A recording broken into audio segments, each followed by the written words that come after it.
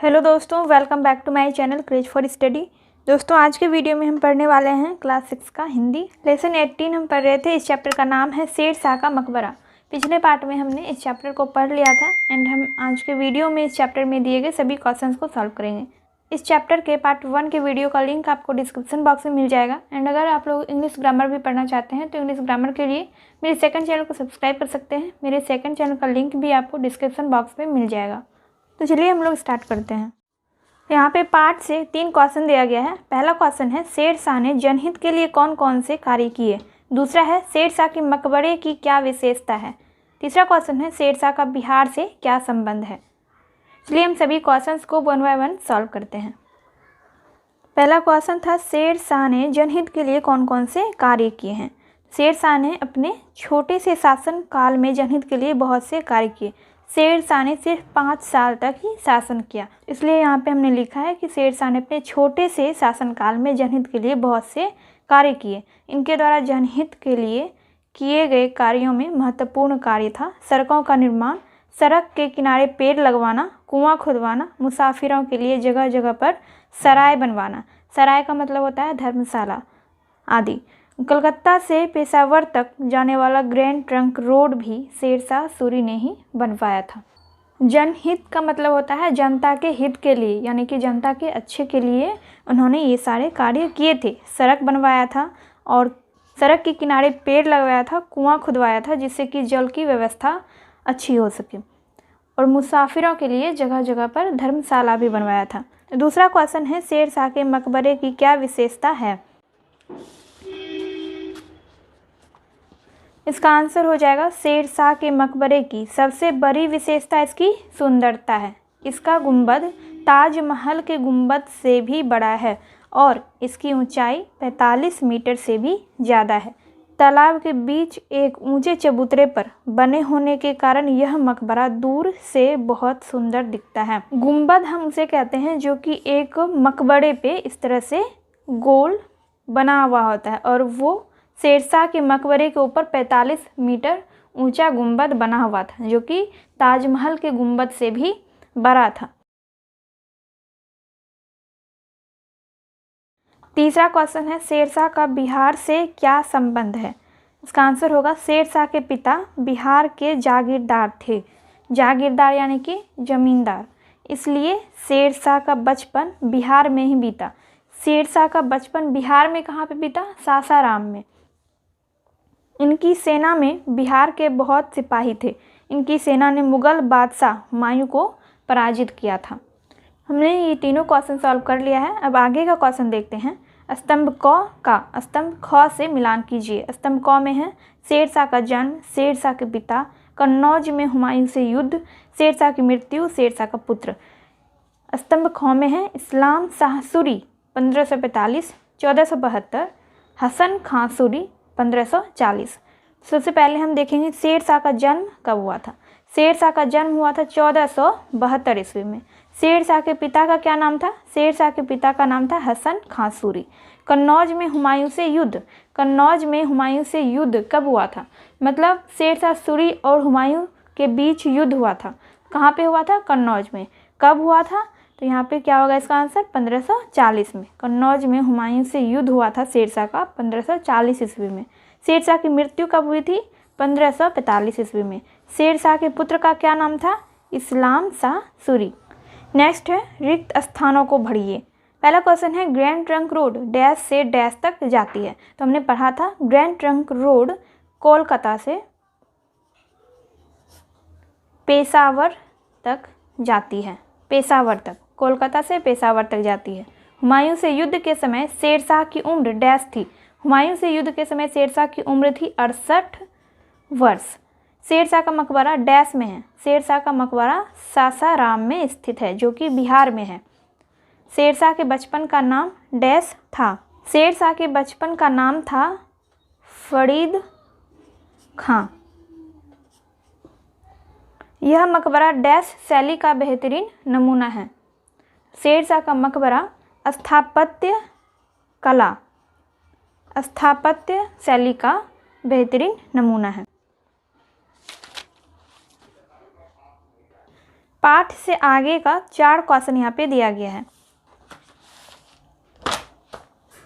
पहला क्वेश्चन है, अगर आपको कहीं का राजा बना दिया जाए तो आप आम जनता के लिए क्या करना चाहेंगे?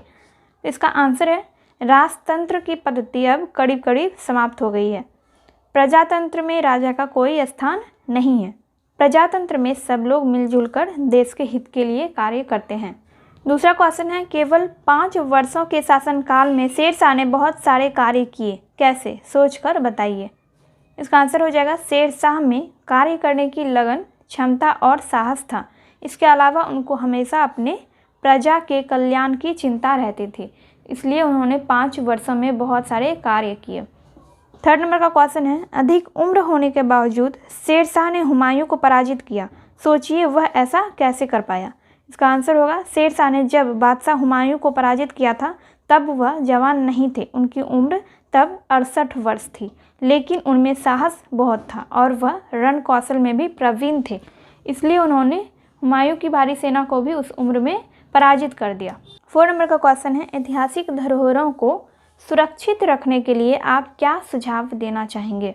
इसका आंसर होगा, हम अपनी अज्ञानता के कारण इन अमूल्य ऐतिहासिक धरोहरों को सुरक्षित नहीं रख पाते और नुकसान पहुंचाते हैं। इसके लिए जनता को शिक्षित किया जाना चाहिए और उन्हें अपने दायित्वों का मतलब होता है जिम्मेदारियों का बोध कराना चाहिए। यानी कि लोगों को बताना चाहिए कि ऐतिहासिक धरोहर हमारे लिए बहुत अमूल्य है और इनकी सुरक्षा हम सबको करनी है, ताकि लोग इन धरोहरों को नुकसान ना पहुंचाए, वहाँ गंदगी ना फैलाए। हमने पाठ से आगे का ये चारों क्वेश्चन सॉल्व कर लिया है। अब व्याकरण हम देखते हैं। व्याकरण में है, निम्नलिखित संज्ञाओं के प्रकार बताइए। तो चलिए सभी क्वेश्चंस को हम 1 बाय 1 करके सॉल्व करते हैं। संज्ञाओं का प्रकार बताना है। बादशाह, हुमायूं, सेना, बुढ़ापा, पानी, बचपन, बच्चे, बस, सड़क, ताजमहल। तो बादशाह है जातिवाचक संज्ञा, हुमायूं व्यक्तिवाचक संज्ञा है, सेना समूहवाचक संज्ञा है, बुढ़ापा भाववाचक संज्ञा है, पानी द्रव्यवाचक संज्ञा है, बचपन भाववाचक संज्ञा है, बच्चे समूहवाचक संज्ञा है, बस जातिवाचक संज्ञा है और सड़क जातिवाचक संज्ञा है, ताजमहल व्यक्तिवाचक संज्ञा है। दोस्तों संज्ञा कितने प्रकार के होते हैं? संज्ञा 5 प्रकार के होते हैं। व्यक्तिवाचक संज्ञा, जातिवाचक संज्ञा, समूहवाचक संज्ञा, द्रव्यवाचक संज्ञा और भाववाचक संज्ञा। और संज्ञा की परिभाषा क्या होती है? किसी व्यक्ति, वस्तु, स्थान या फिर जानवर के नाम को हम क्या कहते हैं? संज्ञा कहते हैं। आधुनिक व्याकरण के अनुसार संज्ञा को 2 भागों में बांटा गया है। पहला है गणनीय संज्ञा और दूसरा है अगणनीय संज्ञा। गणनीय संज्ञा में कौन कौन सा संज्ञा आता है? व्यक्तिवाचक संज्ञा, जातिवाचक संज्ञा और समूहवाचक संज्ञा। और अगणनीय संज्ञा में कौन कौन सा आता है? भाववाचक संज्ञा और द्रव्यवाचक संज्ञा। यानी कि वैसी संज्ञा जिसको हम नाप तौल नहीं सकते हैं, छू नहीं सकते हैं, देख नहीं सकते हैं, तो वैसी संज्ञा को हम अगणनीय संज्ञा कहते हैं। और इसमें 2 संज्ञा है, भाववाचक और द्रव्यवाचक। और ऐसी संज्ञा जिसको हम देख सकते हैं, छू सकते हैं, महसूस कर सकते हैं, तो वैसी संज्ञा को हम गणनीय संज्ञा कहते हैं। यानी कि जिसको हम गिन सकते हैं उसको गणनीय संज्ञा और जिसको हम नहीं गिन सकते उसको हम अगणनीय संज्ञा कहते हैं। दूसरा क्वेश्चन है, निम्नलिखित सर्वनामों के प्रकार बताइए। सर्वनाम क्या होता है? यानी कि संज्ञा के बदले में प्रयुक्त किया जाने वाला शब्द सर्वनाम कहलाता है। और सर्वनाम 6 प्रकार के होते हैं। निश्चयवाचक सर्वनाम, पुरुषवाचक सर्वनाम, अनिश्चयवाचक सर्वनाम, निजवाचक सर्वनाम, संबंधवाचक सर्वनाम और प्रश्नवाचक सर्वनाम। तो यहाँ पे कुछ वर्ड है जिसमें हमें ये बताना है कि कौन सा सर्वनाम किस तरह का सर्वनाम है। यह निश्चयवाचक सर्वनाम है, सभी पुरुषवाचक सर्वनाम है। और इतने कुछ, ये दोनों अनिश्चयवाचक सर्वनाम है। अपने आप कौन सा सर्वनाम है? निजवाचक सर्वनाम। जैसे जैसे कौन सा सर्वनाम है? संबंधवाचक। कौन, कहाँ, कब, ये सब प्रश्नवाचक सर्वनाम है। तुमने, ये कौन सा सर्वनाम है? पुरुषवाचक सर्वनाम। तीसरा क्वेश्चन है, शब्द समूहों को व्यवस्थित कर वाक्य पूरा कीजिए। यहाँ पे क्वेश्चन है, शब्द समूहों को व्यवस्थित कर वाक्य पूरा कीजिए। यहाँ पर गलत वाक्य दिया गया है जिसको हमें व्यवस्थित करना है, सही करके यहाँ पे लिखना है। तो इसका आंसर हमने यहाँ पे लिखा है।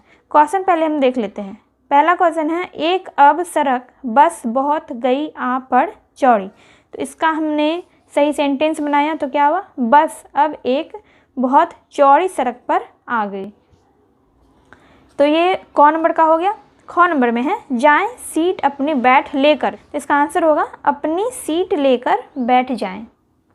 ग नंबर में है थे ढाई चुके अब बज, तो इसका हो जाएगा अब ढाई बज चुके थे।